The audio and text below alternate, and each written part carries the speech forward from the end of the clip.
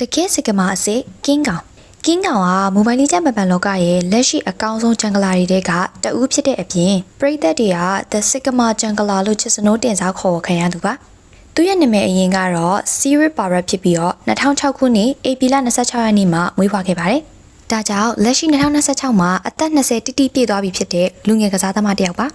ကင်းကောင်ရဲ့အကြော်ကြားဆုံးအချက်ကတော့သူ့ရဲ့မျက်နှာထားပါပဲပြိုင်ပွဲနိုင်လို့အသင်းသားတွေအယူမှုအော်ဟိတ်ခုံပေါက်ပြီးတော့အောင်ပွဲခံနေတဲ့အချိန်မှာတော့သူကမျက်နှာသေးလေးနဲ့တီတီငင်ငင်မဲနေလေးရှိပါတယ်။ခံစားချက်ကိုလုံးဝထုတ်မပြဘဲနဲ့အေးဆက်ဆက်နေတဲ့တာကြောင့်ပရိသတ်တွေနဲ့ကက်စတာတွေကသူ့ကိုစစ်ကမဂျန်ဂလာဒါမှမဟုတ်စစ်ကမဘွိုင်းလို့ချစ်စနိုးတင်စားခေါ်ကြပါတယ်။တစ်တော့မှာဆိုရင်သူ့ရဲ့မျက်နှာသေးလေးနဲ့အတက်လုပ်ထားတဲ့စစ်ကမမိမိတွေကအလွန်နာမည်ကြီးပါတယ်။အင်တာဗျူးတွေလုပ်ရင်လည်းစကားကိုရှေ့ဝေးမပြောဘဲနဲ့လူရင်းတူရှင်ပြက်ပြက်တသားဖြေလေးရှိသူပါ။ကင်းကောင်က2023အစောပိုင်းမှာ Z4 Esport လို့အပျော်ရန်အသင်းနေရာနေတဆင့် Pro လောကရဲရောက်လာပြီးတော့ TNC Pro Team မှာအချိန်အတော်ကြာကစားခဲ့ပါတယ်။ TNC မှာသူ့ရဲ့လက်စွမ်းကကောင်းမွန်ပေမဲ့အသင်းရဲ့ရလဒ်တွေဆိုးရလွန်းတာကြောင့်အသင်းကသူ့ကိုဆွဲချနေရလို့တောင်ပရိသတ်တွေကဝေဖန်ကြတဲ့အထိပါပဲ2024ဖေဖော်ဝါရီလမှာတော့ကင်းကောင်ကို Onyx Philippines ကနေပြီးတော့ခေါ်ယူခဲ့ပါတယ်Onyx Philippines မှာရှိနေတဲ့ Super Friend Kara တို့လိုနာမည်ကြီးကစားသမားတွေနဲ့ပေါင်းဆက်မိသွားချိန်မှာတော့ကင်းကောင်ကဘယ်သူမှတားမရတော့အောင်ကြမ်းနှိပ်ခဲ့ပါတယ်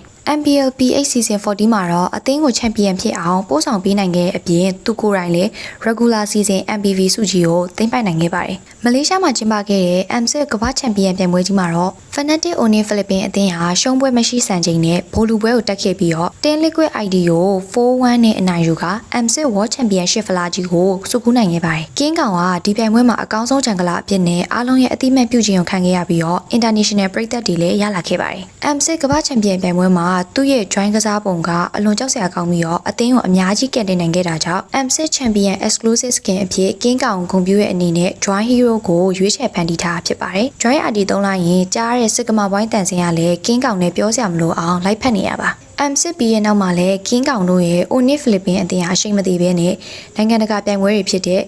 ESL Snapdragon Pro Series Season 6 APAC နဲ့ Mobile Master 2025တို့မှာပါချန်ပီယံဆုတွေကိုဇက်တိုက်သိမ်းပိုက်ယူခဲ့ပါတယ်2026ဇန်နဝါရီလကျင်းပခဲ့တဲ့ M7 World Championship ပြိုင်ပွဲမှာတော့အသင်းအနေနဲ့ချန်ပီယံဆုကိုကာကွယ်နိုင်ခြင်းမရှိဘဲနဲ့အဆင့် 3-4 နေရာနဲ့သာကျင်းပခဲ့ရပါတယ်ဒီနေ့ဗီဒီယိုလေးကိုတော့ဒီလောက်နဲ့အဆုံးသတ်ပါတော့မယ်နောက်ထပ်ပဲကစားသမားတွေရဲ့အကြောင်းတွေကိုသိချင်ကြသေးလေcomment မှာပြောခဲ့ကြနော်နောက်ဗီဒီယိုတစ်ခုမှာပြန်တွေ့ကြပါမယ် follow လုပ်ခဲ့ဖို့လည်းမမေ့ကြနဲ့နော်